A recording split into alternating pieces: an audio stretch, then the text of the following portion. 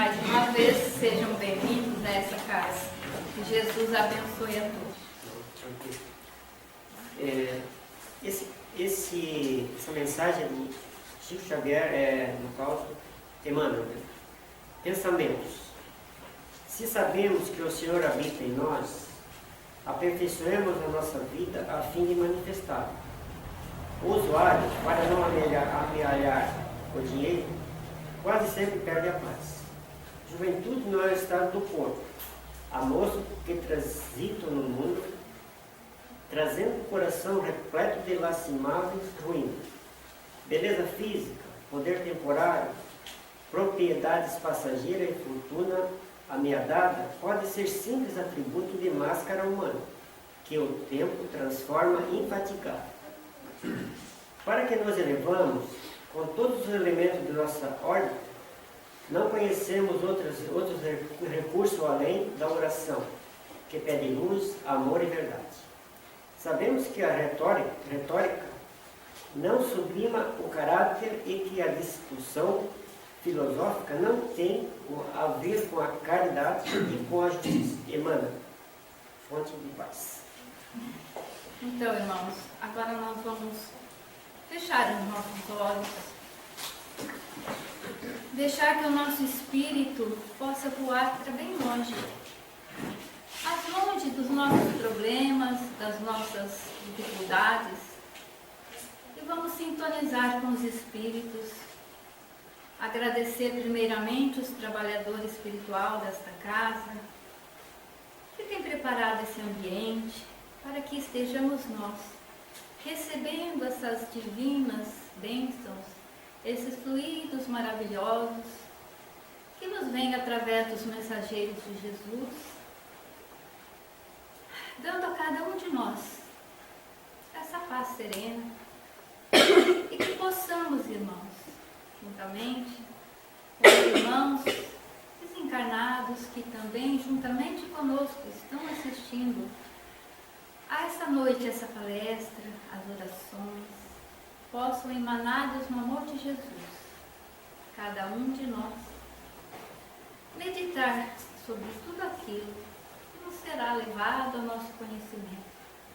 Pedimos a Jesus que, juntamente com todas as casas espíritas que fazem nesse momento uma palestra, que a nossa oração chegue aos infelizes, aos sofredores, a todos aqueles que precisam de uma luz, que precisam sentir que não estão sozinhos, que Jesus, nosso Mestre e amigo, envie a cada um os seus mensageiros de amor para dar coragem, para dar força, e que junto com eles, todos nós possamos, nessa noite, elevar o nosso pensamento ao Criador e agradecer a oportunidade da vida, a oportunidade do conhecimento, e com Maria, a nossa Mãe Maior, possamos aqui também deixar a Ele os nossos pedidos,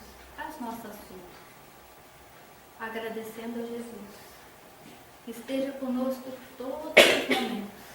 Possamos assim, Senhor, dar por abertura essa noite de palestra, de estudo, de aprendizagem. Muito obrigado, Senhor. Que assim seja. Então, conosco o nosso irmão Rodrigo e Joaquim. Boa noite, gente. Boa noite. Começamos esse domingo, é o primeiro dia da semana, vocês sabiam? O domingo é o primeiro dia da semana, então nós temos que estar animados, né? Gente, sempre uma satisfação enorme nós estarmos aqui na casa de Jesus de Nazaré. Então, gente, nós vamos falar um pouquinho hoje sobre a reencarnação que fortalece os laços de família. A questão da reencarnação é trabalhada nesse capítulo 4 do Evangelho segundo o Espiritismo, chamada, o título do capítulo é Ninguém pode ver o reino de Deus se não nascer de novo. Então, uma frase de Jesus. E aí tem alguns itens do Evangelho segundo o Espiritismo, que são especificamente aqueles lá, os itens 18, 19, 20, 21, 22 e 23, que tratam da questão dos laços de família. Por quê? Porque às vezes a gente pode achar que a reencarnação ela pode prejudicar os laços de família. Prejudicar os laços ao invés de fortalecer. Por quê? Existe um argumento, somente as pessoas que desconhecem a doutrina espírita e não acreditam na reencarnação, que dizem que como você tem a reencarnação, ora eu vou reencarnar com algumas pessoas, depois na outra encarnação eu vou reencarnar com outras pessoas, e aí como cada encarnação você está mudando, assim, mas aí eu não consigo fortalecer, porque cada hora eu estou mudando, como é que eu vou fortalecer? Certo? Mas esse é um argumento errado, né? De pessoas que não estudam o Espiritismo. Por quê? Porque nós vamos ver aqui que ao contrário, normalmente nós estamos convivendo com um grupamento de espíritos que é mais ou menos o mesmo ao longo das encarnações. Então é isso que nós vamos falar aqui, ok? Muito bem, então eu gostaria que vocês ficassem bem à vontade aí para colocar perguntas, para fazer comentários, para que a gente possa enriquecer a nossa palestra. A palestra vem de uma origem latina que é conversa, então nós estamos conversando. Então, e conversa pressupõe-se aí uma vez de mão dupla, certo? E a gente fala e vocês falam, tá bom? Então fiquem à vontade. Então olha só o que diz o Evangelho segundo o Espiritismo lá com Kardec. Diz assim: os laços de família não sofrem destruição alguma com a reencarnação, como certas pessoas pensam. Ao contrário, tornam-se mais fortalecidos e apertados. Então nós vamos, ao longo desses breves minutos, explicar o porquê disso. O porquê que a reencarnação fortalece os laços familiares. Então, por quê? Por que fortalece? Então, primeiro ponto, olha só o que nos diz ali. No espaço, os espíritos formam grupos ou famílias entrelaçados pela afeição, pela simpatia e pela semelhança das inclinações. Então, o primeiro ponto importante que nós temos que entender, do ponto de vista de Deus, no mundo espiritual, que é a nossa morada verdadeira, que é o local de onde todos nós viemos, aqui é só uma passagem, a lei que estabelece o agrupamento de pessoas se dá não pelos laços consanguíneos, mas se dá pela afinidade, pela afeição de simpatias, de inclinações. Então, as pessoas, quando nós desencarnarmos, nós vamos conviver com pessoas que têm inclinações, que têm gostos semelhantes aos nossos. Isso em todos os níveis que pudermos imaginar. Então, por isso que existe no mundo espiritual inferior a falange dos suicidas, a falange das pessoas vinculadas ao aborto, a falange das pessoas vinculadas à violência, a falange das pessoas vinculadas à avareza, ao poder, ao dinheiro, a falange dos corruptos. Certo? Então por que tem essas falanges? Tem as falanges também vinculadas aos samaritanos, tem as falanges que estão lá no nosso lar, tem as falanges que estão nas outras colônias espirituais, e tem falanges das colônias espirituais mais superiores ainda que essas aí. Certo? Então, no mundo espiritual, nos reunimos por afinidades, por afeições. E esse grupo de espíritos com quem nós vamos conviver é a nossa chamada família espiritual. Que ela pode ou não ter relação com a família consanguínea. Eu posso ter na minha família espiritual alguém da minha família consanguínea ou não. O que vai depender? Se a relação que eu tenho com o parente de sangue é uma relação baseada em afinidade e não em genética.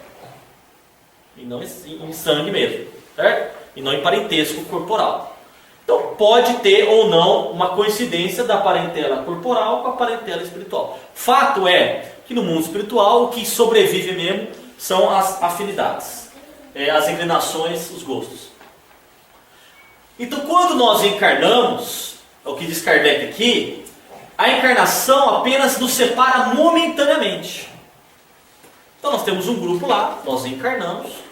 Se aquelas pessoas que estão no mundo espiritual, elas não reencarnam conosco, nós momentaneamente nós estamos aqui encarnados e aquele grupo está desencarnado. Quando regressarmos à erradicidade, novamente nos reunimos como amigos que voltam de uma viagem. Oh, que bom que você voltou, morrendo, né? Que bom que você voltou, tá com saudade, tá, quanto tempo. E quando a gente fala amigos, pode ser amigos e amigos, certo? Então se a pessoa é um malfeitor, uma pessoa que vinculada a uma experiência negativa, então ela é recebida por seus companheiros. Então, uma pessoa, por exemplo, alcoólatra, um alcoolista, ela também é recebida pelos seus amigos, são seus amigos de copo, do bar. Então, são seus amigos, são as pessoas com quem ela tem afinidade. Qual é a afinidade dela? O copo. A mesma coisa acontece no campo das drogas. A mesma coisa acontece no campo dos outros vícios. Os vícios, então não só os vícios materiais, mas como os vícios morais. Então, quando nós desencarnamos, nós voltamos a conviver com aquelas pessoas que nós temos afinidade. Por isso que o Emmanuel, lá no livro Justiça Divina, ele diz assim: se você quer saber com quem você vai conviver quando você morrer, você não precisa morrer para descobrir. Basta você perceber com quem você anda nas horas livres, nas horas vagas. Porque quando a gente está trabalhando, a gente não escolhe convivência, escolhe. Não, então você foi contratado, é satisfação, você vai trabalhar aqui, do meu lado. Ah, e se eu não quiser? Não, é aqui. Do meu lado, é aqui o lugar que você vai trabalhar. Ele não escolhe convivência. Agora, quando nós estamos nas horas livres, nós escolhemos a convivência. Não escolhemos? Escolhemos. Então, por isso que o Emmanuel, lá no livro Justiça Divina, então é um livro muito bom, depois podemos pedi-lo aqui na livraria, ou comprar aqui na livraria, então eu já faço a divulgação da livraria. A livraria ajuda na manutenção das atividades da Casa Espírita. O livro Justiça Divina diz que, para sabermos quem serão as pessoas com quem conviveremos no mundo espiritual, basta percebermos o que fazemos nas horas livres. Certo? Então, é o que Kardec está reforçando ali. Então, nós, quando desencarnamos, voltamos ao mundo espiritual e convivemos com aquelas pessoas que estavam lá. Se uns encarnam, outros não, nem por isso deixam de estar unidos pelo pensamento. Aqueles que ficam no mundo espiritual, oram por nós, rezam por nós, torcem por nós. Ou, se for do mundo espiritual inferior, também estão unidos pelo pensamento também. Só que de vez de torcer por nós, rezar por nós, eles estão unidos para, nós vamos continuar, no crime, nós vamos continuar perseguindo. Então, existe essa, e aí nós damos esse nome à obsessão. Por isso que na infância, muitas vezes, tem obsessão.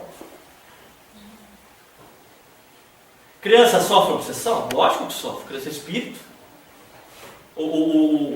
Mas tadinha da criança, como tadinha, é um espírito, no corpinho é bonitinho, é fofinho, é tudo lindo.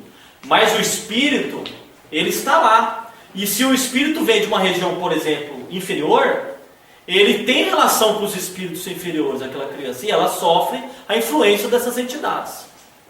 Quem quiser saber um pouco mais sobre isso, basta lermos lá o livro Sexo e Obsessão, do Divaldo Franco, biografia do Divaldo Franco, do Espírito Manuel Filomeno de Miranda. Fala da obsessão, o capítulo fala sobre obsessão na infância. Um comentário do Bezerra de Menezes fala sobre a obsessão na infância. Lá no internato, que ele conta a história do Padre Maula e tal, e fala das crianças, ele fala, o Manuel Filomeno de Miranda observa que as crianças cheias de obsessores ali, no internato lá. Ele fala, mas tadinho das crianças, já tem obsessor. Como tadinho? Aí ele explica lá que muitas daquelas crianças já vieram de uma região inferior e continuam vinculadas, em grupamento espiritual, vinculados aos espíritos que ficaram no mundo espiritual inferior e por causa disso continuam sofrendo a influência, por isso que diz aqui, unidos pelo pensamento, continuam sofrendo a ação do pensamento dos espíritos inferiores. Por isso que nós temos que ter essa atenção, que muitas vezes por trás de um comportamento inadequado da criança, um comportamento diferente da criança, não tem só apenas a hiperatividade, não tem apenas a questão da influência do pai, da mãe, dos coleguinhas, da professora na escola, mas também tem influência espiritual. Então nós, além de levarmos para o pediatra, ou além de levarmos para o psicólogo infantil, nós também temos que levar a criança para a casa espírita, para fazer o tratamento espiritual para a criança. Só para completar, no Luiz Gonzaga Pinheiro, ele tem um livro que é de desobsessão, que ele mostra os diálogos, e um livro específico, ele trata de uma obsessão de Carlinhos, um menino que tem 9, 10 anos. Pois é. E desde que nasceu é obsediado. Então, tá vendo? Então nós temos que ter essa atenção. Então os pais, parentes, responsáveis, tem que ter essa atenção, porque a gente só fica pensando em obsessão, pô de burro velho, essa obsessão e tal. Nada disso, né? Então o espírito é o que sofre obsessão, independentemente da idade, certo? Então a criança, a gente tem que ter essa atenção, porque além de ter o tratamento físico, material, humano, do pediatra, do psicólogo infantil, temos que ter o tratamento espiritual, levar a criança na evangelização, a criança tomar o passe, certo? Tudo certinho. Ela ter acesso ao evangelho, então ela também, ela nutrir os seus pensamentos. Se ela está unida pelo pensamento inferior, o que nós temos que fazer? Substituir o pensamento inferior pelo pensamento superior. Nós temos que preencher esse pensamento de quê? De evangelização infantil, de evangelho, compra um livrinho infantil aqui na livraria que vai ajudar a casa espírita e ainda vai abastecer o pensamento da criança antes de dormir com uma ideia. Compra lá do Timolão, a Vida Fala 1, a Vida Fala 2, a Vida Fala 3, tem várias historinhas lá do Carlinhos e tal, vários livrinhos psicografados. Inclusive um dos livrinhos, né, do Pão Nosso, da ministra veneranda do nosso lar, a ministra ganhou até prêmio lá, porque faz não sei quantos mil anos lá que ela não tira férias, tudo que a mulher trabalha. Essa mulher aí, ela escreveu um livro para crianças, certo? Meimei, várias outras obras. São livros que preenchem o pensamento da criança. Ainda mais hoje em dia, que hoje nós estamos com aquela questão da mídia e tal. Então, tá bombardeada, né? A criança é bombardeada, tablet, Facebook, desenhos. Então, até os desenhos você tem que tomar cuidado. Hoje em dia tem um desenho que dá para você confiar direito, né? Eu tenho até essa preocupação. Então, é importante nós, nesse mundo tão assim perigoso nesse sentido de informação, a gente preencher com o evangelho, que não tem risco aí de erro, certo? Fala assim. Sobre a literatura infantil, literatura espírita infantil, a gente trabalha com a feira de verão aqui, né, e a gente nota que é muito pouco vendida a literatura para criança. Até porque tudo que é para criança é caríssimo. É muito caro, não sei por Abaixa a renda. Eu não sei por que existe uma... Mas tem livrinhos assim, ó. Dá pra, lá a gente faz uma feira do livro lá também. O que dá para fazer? Tem uns livros mais coloridos que são mais caros. Esse aí realmente são mais caros porque eles são coloridos. Então, como para criança tem que ser um negócio mais colorido, ele fica mais caro.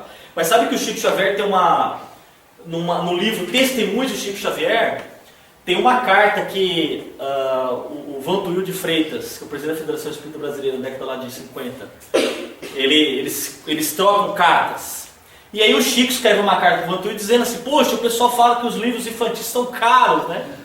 Ele coloca na década de 50, meu filho, já naquela época o cara já falava. Então, o que ele fala assim? Poxa vida, os livros eles são caros porque ele é colorido, porque o papel é para poder chamar a atenção do que ele vai fazer preto e branco lá, a criança não quer nem saber. Melhor tal. Então, mas qual que é? E é caro mesmo, é caro. Mas qual que é a comparação que ele faz? Naquela época, década de 50, ele falou: vai comprar um bilhete de cinema para você ver. Quanto custa ir no cinema ali no Joinville no domingo ali com a criança? Quanto que custa a pipoca? A pequena é R$8, só a pequena. R$8. Se você for comprar o combo com refrigerante, você vai gastar pelo menos R$20 só de alimentação. E se a criança não quiser nenhum cheeseburger, McLanche Feliz, que é R$28. Certo? O bilhete do cinema, a passagem meia, se bobear é 15, é 10, é 15. Nessa brincadeira aí você vai no cinema e você vai gastar 60 reais. O livro da criança, que é um patrimônio que fica para o espírito imortal, esse cinema aí passa aí, você nem lembra mais que ela vestiu, né? O livro que preenche os pensamentos da criança do Evangelho vai custar 30, 40 reais. E aqui tem maquininha de cartão, não tem? Tem parcela em quantas vezes? Tem 3, né? 3 vezes 10, 3 vezes 15, dá pra... Hoje em dia tem essa facilidade, faz no carnê do baú, né? No baú do boleto das Casas Bahia, então dá para fazer. Mesmo assim, tem o livrinho A Vida Fala, tem um livrinho chamado A Vida Fala, papel, jornal desenhado da Federação Brasileira. É um livro que custa 8 a 10 reais. Então, hoje um livro custa 8, dá pra gente acessar. É que o livro Espírito Infantil ainda é pouco vendido, porque ainda nem nós temos consciência da importância do livro Espírito Infantil, nem nós mesmo compramos. Na verdade, nem nós mesmo aqui compramos. Né? Então eu falo, ele é criança, não sei o quê. Eu vou ler o livro romance aqui que eu gosto, da criança lá vê o Sítio do Pica-Pau Amarelo, o Monteiro Lobato, tal, a Turma da Mônica, que é bom também, mas não traz o Evangelho. E qual que é a idade mais fácil para a gente educar o espírito encarnado? A infância, não é? É a infância, é mais fácil. Depois, o velho é mais difícil, não é? Consertar? Não, só assim mesmo, 50 anos. Aí é difícil. Estava pensando, Rodrigo, se é um cálculo de uma criança para algum tipo de obsessão, por que não mudar esse foco da criança para uma leitura que está afastando um obsessor também? Não, com certeza. Porque quando a gente está preenchendo com um pensamento positivo, naquele instante, ou o espírito ele está também recebendo o livro do Evangelho, ou ele se afasta, porque ele não tem afinidade com o Evangelho. Então, ou ele aprende com o Evangelho e nós convertemos o obsessor, ou ele se afasta, fala, não gosto desse negócio de Evangelho não. Aí ele se afasta. E aí esse afastamento permite que os anjos de guarda, os mentores da criança, possam se aproximar e fazer um tratamento mais intensivo ali em cima da criança. Daí a importância do livro espírita, daí a importância, por exemplo, do jornal espírita também, né? No caso dos adultos, que esse é um material para o adulto. Mas voltando aqui, a gente estava destacando a importância, né, que é o pensamento. Então nós estamos ligados aos espíritos pelo pensamento. Então essa é a família espiritual. Cada vez menos presos à matéria, mais viva se lhes torna a afeição recíproca. Então, conforme nós vamos nos desprendendo da matéria ao longo da evolução, das encarnações, mais essa questão do pensamento, a afeição pelo pensamento, ela se torna mais forte. Então, menos valor nós damos para as questões materiais. Não, eu sou amigo do cara porque o cara é poderoso. Eu casei com a menina porque a menina é muito bonita. Menos nós damos atenção para essas coisas e mais nós damos atenção para as questões efetivamente do pensamento. Certo? Continua Kardec. Está bem visto que aqui se trata da afeição real de alma para alma, única que sobrevive à destruição do corpo. As pessoas que neste mundo se unem unicamente pelos sentidos, nenhum motivo tem para se procurarem no mundo dos espíritos. Então, seja quais forem as pessoas com quem estamos nos relacionando, podem ser amigos, podem ser parentes. Se nós nos relacionamos com elas, único e exclusivamente por questões de sentidos, por interesses meramente materiais, nenhum motivo nós temos para estarmos continuando em relacionamento com elas após o nosso desencarne. Certo? Então Kardec demonstrando que, independente da questão da parentela corporal, meu irmão é minha mãe, meu pai, se eu tenho minha mãe, mas eu não tenho nenhuma afinidade com a minha mãe, quando eu desencarnar, certo? Eu não, teoricamente, em tese, ela não é da minha família espiritual. Então, diante disso, a gente pergunta assim, então para que serve a família? É justamente para isso. Porque normalmente na família, encarnam-se espíritos na mesma família que justamente têm alguma já dificuldade de relacionamento. Conviver com quem você gosta é fácil, dura é conviver com quem você não gosta. E como nós estamos num mundo inferior, um mundo de provas e expiações, e somos espíritos de terceira ordem, ou seja, Kardec fez classificação dos espíritos de 3 ordens. Primeira ordem, espírito puro, Jesus. Segunda ordem, são 5 classes, são espíritos superiores. Terceira ordem é a rapa do tacho, somos nós. Nós somos espíritos de terceira ordem, espíritos difíceis, cheios de defeitos. Então, é natural que num mundo inferior como o nosso, estou falando aqui no mundo da Terra, não nos outros mundos, é natural que a família ela tenha essa característica de reunir espíritos que tenham dificuldades de relacionamento. Por quê? Porque se fosse para nós escolhermos, não.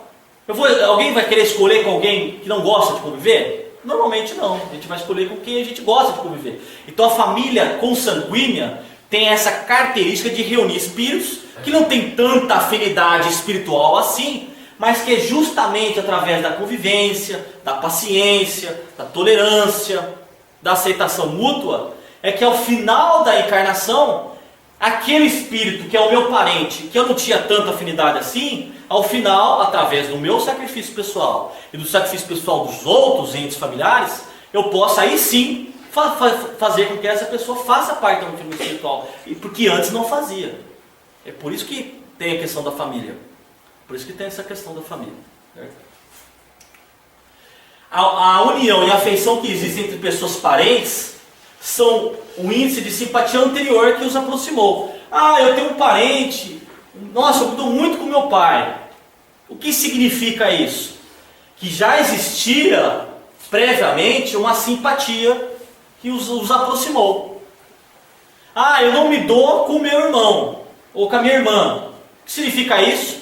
Que não existia essa afeição previamente entre vocês antes de encarnar. E para que serve justamente a família? Para que ao longo da convivência eu possa transformar uma relação que não está tão boa assim numa boa relação. Por quê? Porque Jesus nos diz que somente quando vos amardes uns aos outros, todos, ele fala todos, que não é meia dúzia nem alguns, quando todos vos amardes uns aos outros, aí reconhecereis que sois os meus discípulos. E que ele diz também que das ovelhas perdidas na casa de meu pai, nenhuma se desregará, nenhuma ficará abandonada. O que Jesus quer dizer com isso? Que é da lei de Deus, que nós possamos estabelecer uma relação de simpatia, de bondade, de respeito, de amor, com todas as pessoas. Com todas as pessoas. Então, os parentes que estão na minha família, se tem alguns que eu não me dou tão bem assim, qual que é a visão que nós temos que desenvolver? É uma visão espírita. É uma visão reencarnacionista. Qual que é a visão? Ah, eu não aguento o cara. O que nós temos que pensar? Não aguento o cara porque existe algum problema ali de afinidade. Não existe afinidade. Já que não tem afinidade, o que eu vou fazer? Trabalhar para desenvolver essa afinidade. Por quê? Porque cedo ou tarde tem que desenvolver essa afinidade, cara. Pode ser nessa. Ah, mas nessa eu não dou conta. A uma hora vai ter que fazer. Não tem escapatória. Então aproveitar, e aí nós temos que ter essa visão. Se Deus não propiciou a família, se o cara, aquele tráfico, desgraça, está na minha família, por que está na minha família? Porque de alguma forma eu tenho que trabalhar alguns sentimentos para que eu possa desenvolver uma afinidade que até então era inexistente, ou muito pequena. Não que nós vamos terminar a encarnação amando, não é nada disso. Porque é um processo lento isso daí. Mas que eu possa dar passos firmes nesse sentido de desenvolvermos afinidades com aquelas pessoas que estão conosco. Se eu já tenho um parente que já tem afinidade, melhor ainda. Mais fácil ainda. Fala um pouquinho para nós sobre essa preguiça nossa de não aproveitar a encarnação. Porque tem gente que não aproveita essa chance. A gente não está aproveitando. Aí é assim, ó. A gente... O Evangelho, a gente está toda vez... Por isso que nós temos palestras, semanal, né? A gente está sempre lembrando. O sucesso espiritual nosso depende diretamente relacionado ao esforço que nós empregamos nesse sentido. Tanto na reforma íntima, quanto no esforço também, no trabalho ativo no campo do bem. Certo? Então, aí cada espírito ele vai responder pelo seu planejamento. Então, cada um de nós assim, tem um planejamento encarnatório. E nenhum planejamento é igual ao outro. E por isso nós não podemos comparar uma pessoa com a outra. Às vezes também a gente comete esse erro, às vezes com irmãos. Não, mas o seu irmão tirou 10 na prova, o seu burro, você tirou só 5. Mas não podemos fazer essa comparação. Mas você não sabe quantos anos tem aquele espírito. Se o cara foi um Einstein na outra encarnação, ele tirou 10 foi até pouco, ele tirou 12. Ninguém mandou tirar 10, só 10 tirou. Né? Às vezes o outro o espírito tem mais dificuldades. Tirou 5, tem que soltar rojão. Parabéns, para tirar 0. Né? Então assim, nós temos que ter essa visão. Então cada pessoa tem um planejamento reencarnatório. Qual que é o nosso esforço? Através da oração, da vigilância, do trabalho no campo do bem, nós percebermos qual é esse plano, quais são esses papéis a desempenhar. E aí, em cima dessa consciência, trabalharmos diuturnamente para cumprirmos esse plano. Por quê? Quando desencarnarmos, o que vai acontecer? O mentor lá vai chegar e falar assim, então vamos lá, Garcia, senhor? Senhor. Tá bom, Garcia. Então aqui está escrito que o senhor fazer isso, você fez? Não. Esse aqui está escrito que o senhor... Não, filho. Entendeu? Então, nós temos uma... E quando eu falo plano, não é um plano assim, plano. É uma ficha. Lógico que não é essa finura aqui. É uma ficha mesmo que nós temos. É uma pasta. Não sei se é pasta, é fichário, se é colorido, se é branco, não sei. Tá? Qual que é a economia que eles fazem lá. Mas é uma pasta. Eles têm uma pasta lá que é a encarnação do cidadão. Cada um de nós. De onde você está tirando isso? Está lá no livro Os Mensageiros. Fala lá da reencarnação, do Ministério do Esclarecimento, certo? Está lá no livro Nosso Lar, quando fala do departamento de reencarnação, que pertence ao Ministério do Esclarecimento. Então lá no Nosso Lar tem um momento lá que ele visita o departamento de reencarnação. Tem um departamento. Não tem departamento do livro? Tem tesouraria? Tem departamento de mediunidade? Tem um departamento no Nosso Lar chamado Reencarnação. E aí ele anda lá pelo Nosso Lar, ele vê, inclusive tem uma moça lá, que eles estudam lá, porque ela ia reencarnar com uma certa deficiência lá. Deficiência assim, do fígado, lá, sei lá, um órgão lá. Por quê? Porque ela tinha solicitado para vir com aquilo lá, justamente para que pudesse, através da dificuldade da doença, ela pudesse trabalhar algumas virtudes que ela entendia que fazia sentido para ela. Isso aí está em pasta, tem fichário, os caras guardam lá, tem o fichário. Então, esse plano, cada um de nós temos. Então, qual que é o esforço que nós temos que fazer? Através da oração, da vigilância, a gente perceber, mesmo que seja de maneira mais sutil, qual que é o meu plano, qual é a minha pasta. Nessa encarnação, meu plano, do ponto de vista familiar, é esse aqui. Do lado da minha mãe, do ponto de vista profissional, é esse aqui. Do ponto de vista da casa espírita, é esse aqui. E aí, diante dessa consciência, fala, opa, se esse é meu plano, eu tenho que executar o meu plano, correr atrás. Para não correr o risco de, quando desencarnar, eu chegar e falar assim, mas esse plano aqui não fez nada. Então vai ter que pegar esse plano e juntar com o outro que era da próxima, já tem dois. E o tempo que vai levar, né? E o tempo, né? Porque como nós estamos num mundo de transição, então está tendo aquela questão de a gente muitas vezes não ter outras oportunidades tão boas, até porque nós temos oportunidades boas. Imagina se a gente reencarna, fala assim, não, beleza, não aproveita, não fica tranquilo, vai reencarnar, tem outra encarnação, tem problema. Tá bom, você vai reencarnar lá na Síria, divisa com a Turquia, aquela região do Estado Islâmico, vai ser bom uma reencarnação dessa?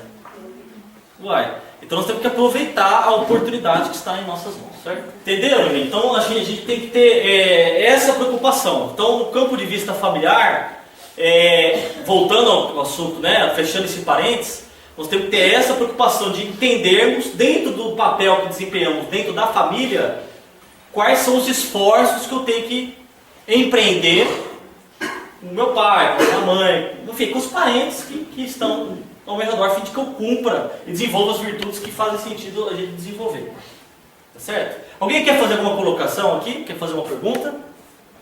Eu vejo assim, eu tenho um primo que desde que nasceu ele não se dá com o pai dele. Ele já tem 55 anos. Ele pega, passa um tempo com amizade, aí mais 5 anos sem olhar para a cara do pai dele. Isso tem feito a vida toda e ele ainda se diz espírita. Então é porque ele não vai muito em palestra, mas ele não consegue. E esse pai dele se dá com todos os outros filhos. Existe um problema, né, estabelecido ali entre os dois. Tem que ter um trabalho de perseverança. Até porque, gente, muitas vezes não vai ser nenhuma encarnação que você vai resolver o assunto. Às vezes nessa encarnação vai ser um trabalho que vai ficar a vida inteira persistentemente ali, né, nesse trabalho de estabelecer alguma relação de afinidade. Lá no livro Ave Cristo, alguém aqui conhece o livro Ave Cristo? Já ouviu falar? Alguém já leu? Já? Temos na livraria, ou para pedir na livraria, é um excelente livro, ajuda a Casa Espírita e ainda nos engrandece. Lá no livro Ave Cristo, o quinto varro, que é o Bezerra de Menezes, uma das encarnações do Bezerra de Menezes, ele precisou de 2 encarnações para resgatar o filho dele, o Tassiano. 2. O mentor dele falou assim: meu amigo, você tem 100 anos para resolver esse assunto aí. 100 anos. Se você tiver uma encarnação de 100, já foi na primeira. Se você morrer com 10, tem mais 90. Depende. Então você tem 100 anos para resolver esse assunto do teu filho aí. Certo? Beleza. Então você vê que tem meta, não é assim não, eu vou fazer. Não, 100 anos. 100 anos. Certo? 100 anos.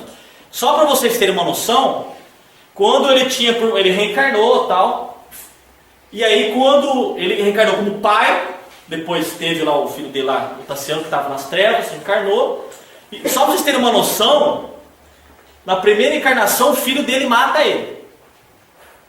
Assassina o próprio pai. Com espada assim, desse jeito mesmo, certo? E ele desencarna, imediatamente ele reencarna, o filho dele continua vivo lá, e ele como criança, ele como quinto Celso, uma criança, né? A criança acaba conhecendo o que tinha sido o filho dele na outra encarnação lá, através, né, dos destinos ali, eles acabam se encontrando em Lyon, na região da França ali e tal.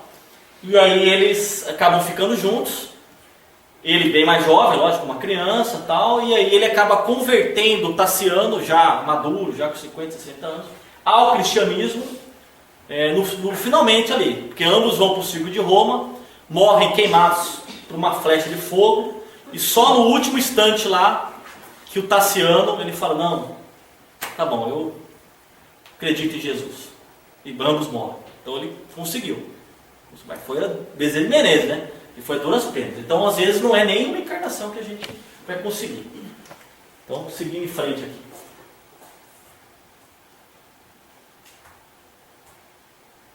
Então Deus permite que nas famílias ocorram essas encarnações de espíritos antipáticos e estranhos. Isso é um processo absolutamente natural. Qual que é o objetivo? Para aquele espírito que tem mais dificuldade, qual que é a vantagem dele encarnar numa família? Que as pessoas vão ter que ter trabalho para aturar ele lá. De ele evoluir mais rapidamente. Ele é o espírito que tem mais dificuldade, é o espírito mais inferior. Ele vai ter que terá o privilégio de ter espíritos que vão auxiliá-lo na evolução. Então esse é o primeiro objetivo. E qual que é o segundo objetivo? Daqueles espíritos que estão com ele terem condição de estabelecer esse relacionamento, como foi esse caso do Bezerra de Menezes, que eu acabei de dizer aí. Certo? Desse modo, os maus se melhoram ao contato dos bons, por efeito dos cuidados que ele dispensa. O caráter dele se abranda, os costumes se apuram, as antipatias se esvaem. Aquela história das antipatias. Certo? Então, nesse caso, do Bezerra de Menezes com o Tassiano, as antipatias elas se esvaeceram ao longo de 2 encarnações. Deu trabalho, mas deu certo. De fato, o fato de um homem ter tido 10 encarnações não serve que vai encontrar no mundo dos espíritos 10 pais, 10 mães, 10 mulheres, não proporcionando filhos de parentes novos. Que é um pensamento que algumas pessoas têm.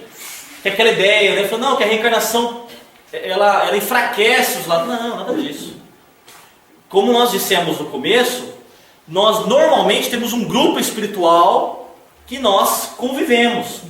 Um grupo grande, não é meia dúzia não. Um grupo razoável. E esse grupo que nós vamos convivendo. Então, aquela pessoa que foi nosso pai, depois vai ser nosso irmão, depois vai ser nosso avô, depois vai ser vó, sei lá o quê. Então eles vão havendo esse revezamento aí no grupo familiar. De forma que vai estabelecendo essas relações. Lá sempre encontrará alguém objeto de sua afeição, os quais se lhe terão ligado na terra a títulos diversos, talvez até sob o mesmo título. Foi vô, tal. Ao contrário, o conceito de ter uma única existência, ou seja, a pessoa que só acredita em uma única existência e não acredita na reencarnação, realmente o que? É um conceito que destrói os laços de família. Por quê? Olha só. A sorte das almas se acha irrevogavelmente determinada. Vamos pegar um exemplo. A mãe é uma santa. O marido, horrível. Qual que é o conceito da doutrina das penas eternas? Se você for muito bom, você vai para o céu. Quanto tempo? Eternamente. Se você for ruim, você vai para o inferno. Quanto tempo? Eternamente. Esses dois vão se ver? Nunca mais. Esse conceito fortalece ou enfraquece os laços de família? Enfraquece. Aí você fala assim, não, os dois foram santos, os dois vão para o céu. Gente, existe céu? Existe um céu? Não, existem N dimensões espirituais. N dimensões espirituais. E o conceito de alguns irmãos que vai ser destruído, alguns espíritos vão ser destruídos, né? Há um conceito de alguma religião que fala assim, né? Que é um conceito materialista. Mas como a maior parte do pensamento majoritário é o pensamento da sobrevivência da alma mesmo, só que com o destino das penas eternas, que é o céu, o inferno, depois criar o limbo, tal, um negócio meio mais ou menos, certo? Mas, de qualquer maneira, esse conceito de acreditar numa única existência, ele não fortalece os nossos familiares. Conforme tenham vivido bem ou mal, eles vão imediatamente para a mansão dos bem-aventurados ou para o inferno eterno. Nós falamos aqui. Então, o resumo da ópera, para finalizar, nós temos 4 destinos da alma após a morte. O nada, que é o que você falou, o materialismo, morreu, acabou, virou pó. A absorção do todo universal, que é a doutrina do panteísmo, que também é muito pouco professada, certo? Mas é a ideia de que nós voltamos para o todo. Esse todo, o que é o todo? O todo é nada, porque todo perde a individualidade. Aquela que tem a individualidade como uma fixação definitiva da sorte, segundo a doutrina da igreja, céu, inferno, etc. E a individualidade como progressão contínua conforme a doutrina espírita. Graças a Deus, através da reencarnação. Que mesmo que eu desencarne, vou para uma região inferior, a minha esposa desencarnar para a região melhorinha, como diz o pessoal, eu tenho chance de reencontrar? Tenho. Lógico que tem. Lembra do André Luiz? Do nosso lar? A mãe dele não ia visitar ele no umbral lá? A mãe dele encontrou ele?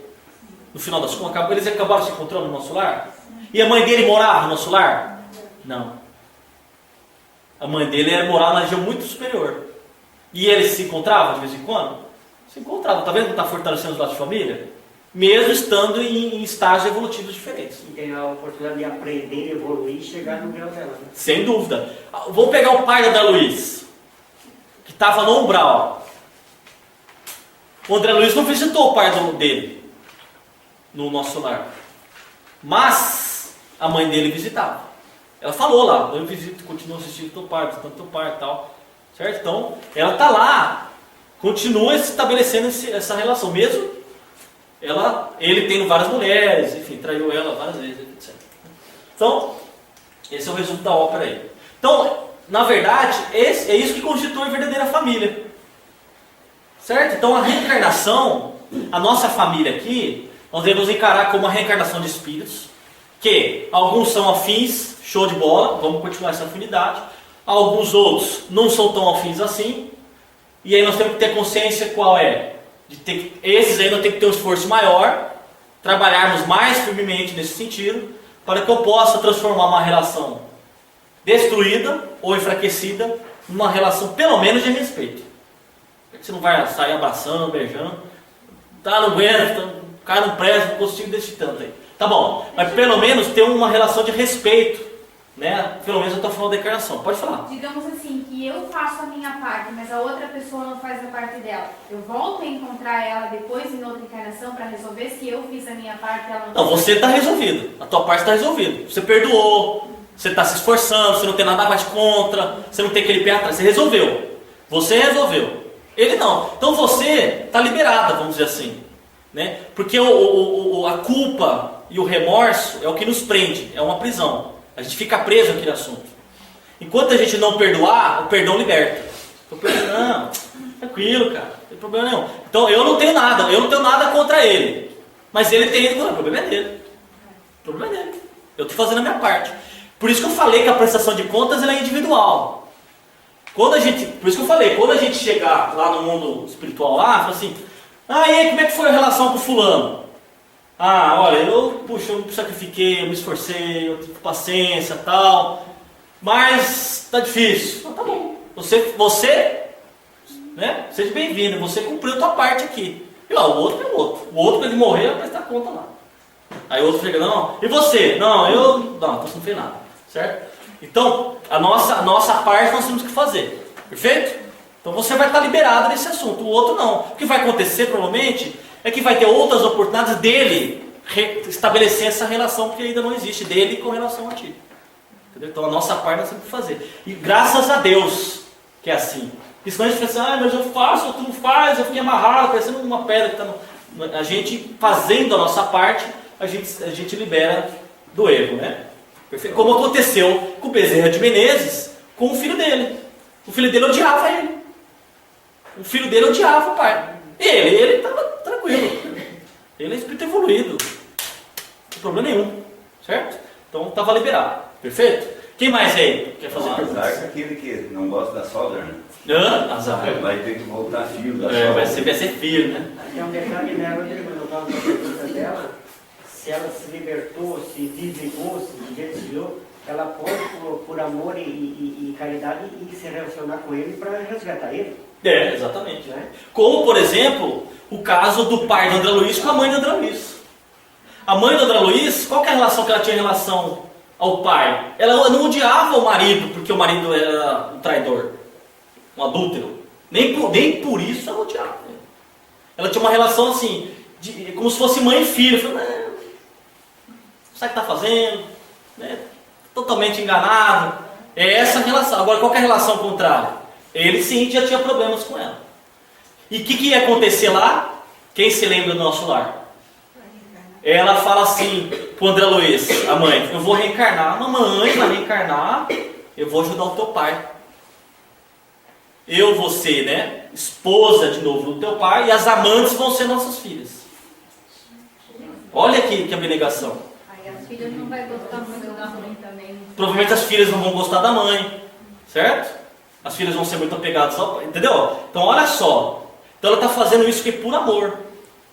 Mas para quê? Para os outros lá, que tem aqui o desequilíbrio, voltarem ao equilíbrio. Ou seja, transformarem o amor corporal, o amor, né, sensual, num amor sublime, um amor filial, no caso, né, das meninas em relação ao pai. Sublimar o amor. E ela vai ser o elemento de ligação, de equilíbrio da família. Em verdade, digo-te, ninguém pode ver o reino de Deus se não nascer de novo. Então, graças a Deus que nós temos essas possibilidades que só a reencarnação nos oferece e a doutrina espírita nos esclarece. O que cabe a nós, então? Com conhecimento na mão, colocarmos em prática, a partir desse exato segundo, para que nós possamos aí dar conta da nossa administração, que foi o tema da palestra da outra vez, quem estava aí, né? Vocês se lembram? Gente, alguém quer colocar mais alguma coisa? Só uma frase que Jesus dizia, reconcilia com Deus. Enquanto é tempo. Enquanto estás a caminho, né? Vamos deixar para depois, né? Se depois aí bate as botas, já foi. Tchau. Gostaríamos de agradecer a oportunidade, dizer que foi uma alegria estarmos juntos aqui para falar de assuntos tão importantes, né?